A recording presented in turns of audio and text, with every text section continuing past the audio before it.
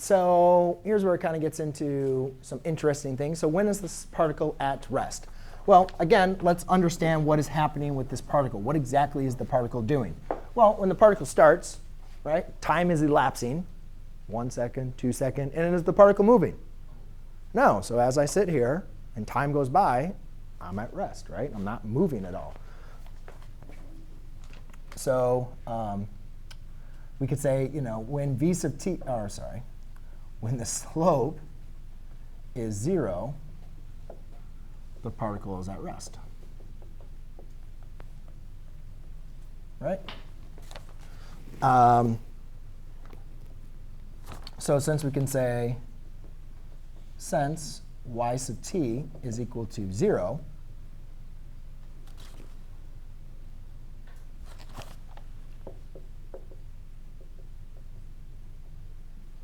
no, y sub t is not equal to 0. Since the slope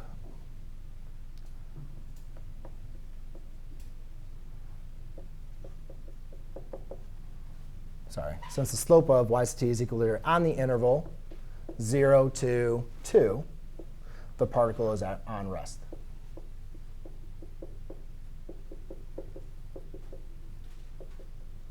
OK. But what about this? What about this point?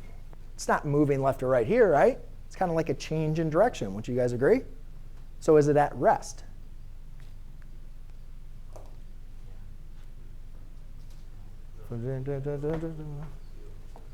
So I quickly go ahead and move in direction. And go ahead. Yeah, well, first of all,